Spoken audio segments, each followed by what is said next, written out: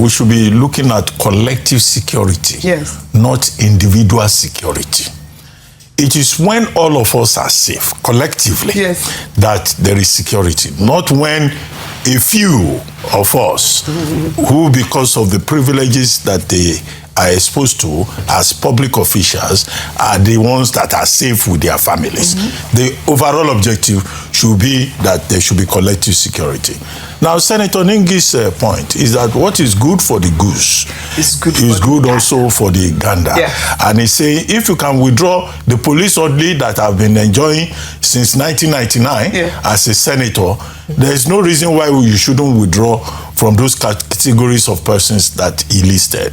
Well, a senator will be basically of the same rank as a minister.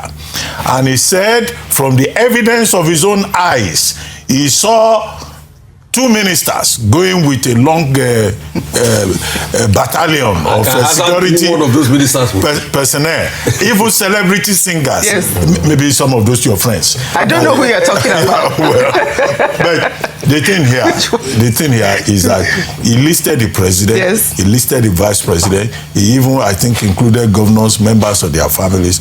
Well, I think that of the president, no. The president is commander-in-chief. Yes, he's entitled. And he's president. All right. He has the vice president, the governors. These are national assets. Yes. So you cannot say, you won't provide security for them. While they are in that office, they are national assets who should be protected. What I don't know is about their wives and their children. Yeah.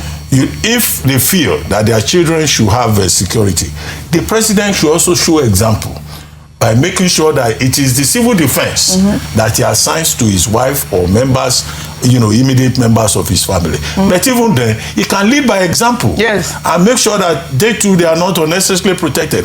During the time of President Obasanjo, did you see any of his children going about with state security? Yeah, we were only discussing the story yesterday where Professor Wole Soyinka talked about Seyi Tinubu, Obasanjo's children, they move normally around because they are not VIPs. Correct. And President Obasanjo did not allow it. Yeah. When President Jonathan was there, did you see his children disturbing everybody all over the place? Absolutely. If they must have security, they can use DSS, they can use civil defense, and it should be done in a very discreet manner. I think is the issue. But the main emphasis is collective security. Correct. Not individual security. Yes, I thought it was great that the president also mentioned, reiterated his point about the removal right off of the back of, our conversation yesterday about Seyi Tinubu's battalion convoy. Well, it just struck the right chord. It was really, really powerful to see that video. Also, the president during that Federal Executive Council meeting had also tasked Vice President Kashim Shettima to lead the National Economic Council in identifying and rehabilitating grazing reserves into ranches, aimed at reducing farmer-herders conflicts and transforming the livestock sector into economically viable development. Well, while this dual approach of addressing root causes of insecurity through the Livestock Reform Initiative and strengthening the police is commendable, questions about the implementation process and whether exceptions will be made for certain officials continue to be debated. And I'll take Ahmad's tweet.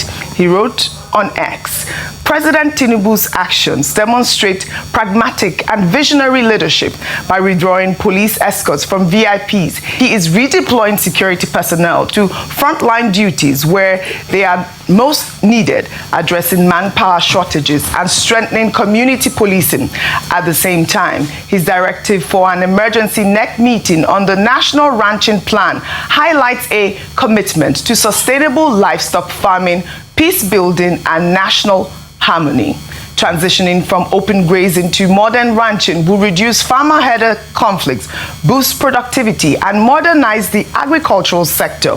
These steps show a government that is proactive, strategic, and focused on safety, prosperity, and long-term well-being of Nigerians.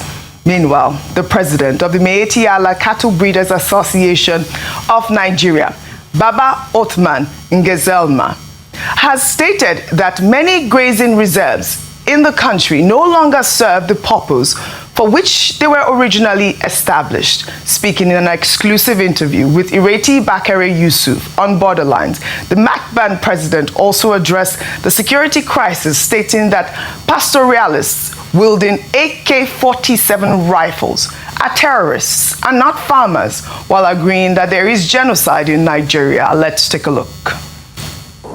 More Muslims than Christians. Insurgents have killed more Muslims than Christians in Nigeria. So that is why this issue of genocide, yes, there was genocide. But genocide against who?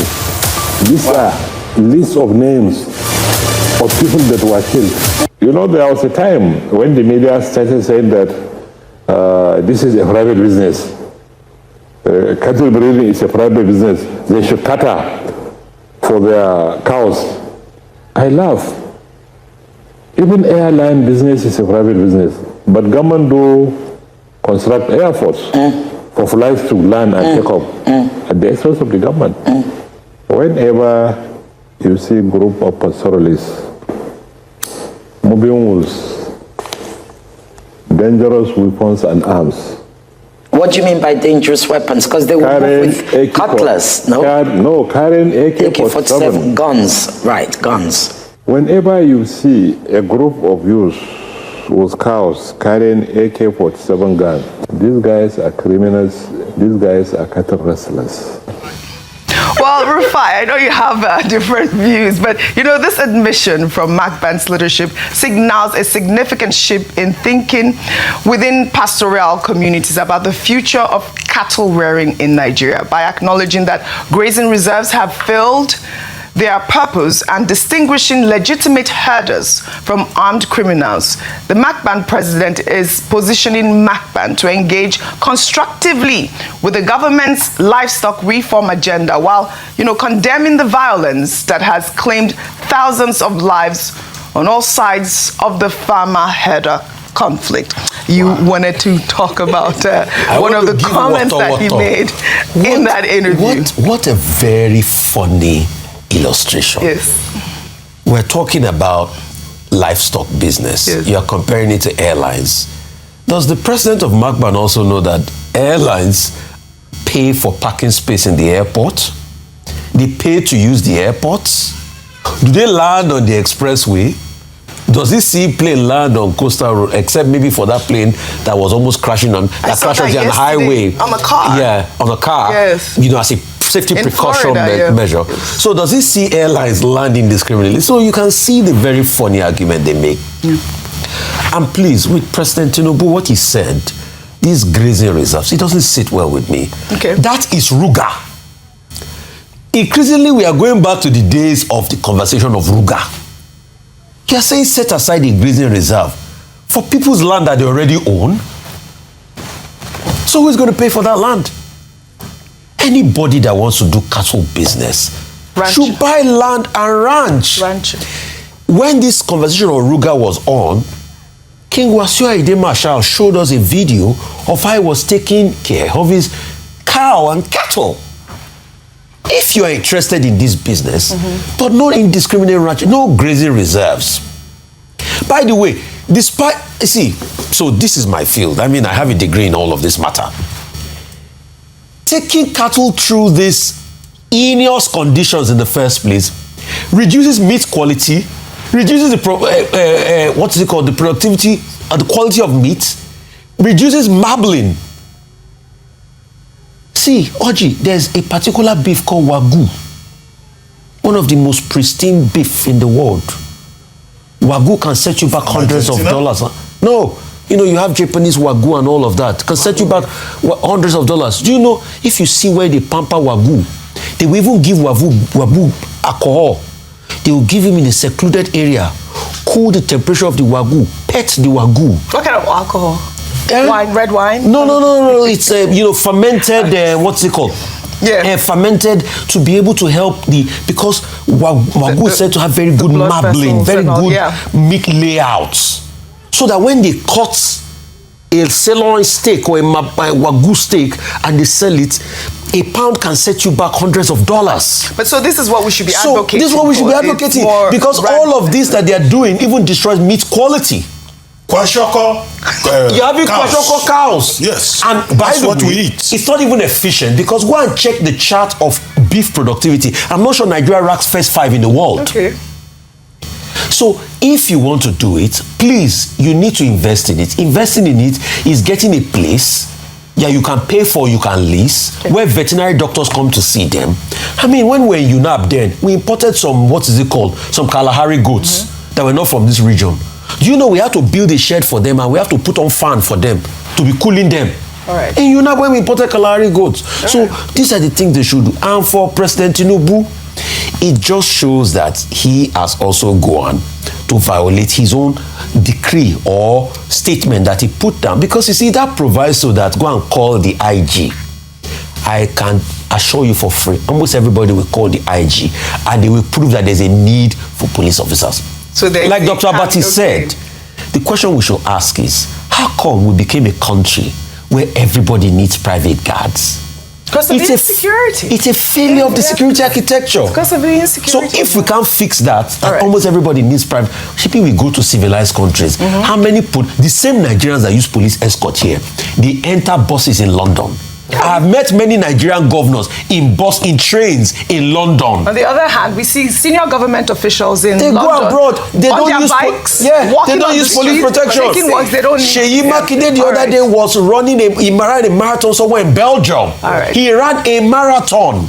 All right. Still on that. Did he get any police protection? Well said, Rufai. U.S. Representative Riley Moore, who is in Nigeria on a fact-finding mission, has shared harrowing accounts from Christian internally displaced persons in Benue State following his visit to IDP camps in the north-central state. Congressman Moore, in a post on X, documented testimonies of extreme violence that has displaced over 600,000 Christians in Benue State alone. He stated that he met dozens of Christians who were driven from their homes and that they told harrowing stories that would remain with him for the rest of his life. And I'll read Riley Moore's post on X in part. He wrote, "One woman was forced to watch as they killed her husband and 5 children. She and her unborn child barely escaped. Another woman's family was murdered in front of her and her baby was ripped from her womb. One man's family was hacked to death in front of his eyes and his arm was permanently mangled. There are more than 600,000 Christians in IDP camps in Benue State alone. These Christians should be able to live in their ancestral homeland without fear of genocidal Fulani." Well, Riley Moore's visit to Benue IDP camps brings renewed international attention to the humanitarian crisis in the state. The characterization of the violence as genocidal and the emphasis on religious targeting may very well increase pressure on the U.S. government to make a stronger stance on Nigeria's security challenges, particularly regarding religious freedom concerns. And of course, the U.S. House of Appropriation responded to Riley Moore's post on X, and they wrote, "America will not look away as innocent lives are stolen," directed by the President of the United States. Appropriators led an on-the-ground mission to inform a report on Christian persecution in Nigeria and guide policy recommendation. Religious freedom and atrocity response are central to our NSRP bill. And I'll take a reaction from a Nigerian user on X. He wrote, "I have to say, I'm genuinely surprised at the amount of effort the U.S. is putting into these congressional hearings. A big delegation in Nigeria going around the country and talking to actual people. Nigerian leaders don't even care that much about this stuff. Very weird and interesting."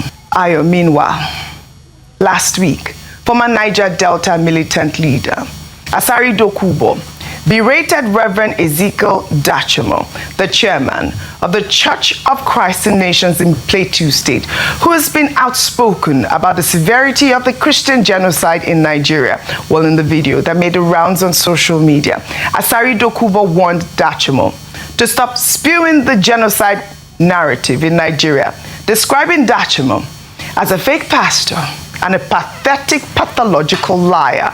Let's take a look. Azamo, if I place cost on you, you will not last 24 hours. Wallahi billahi bi iznillah, you will not last 24 hours because you are a fake and you are a liar.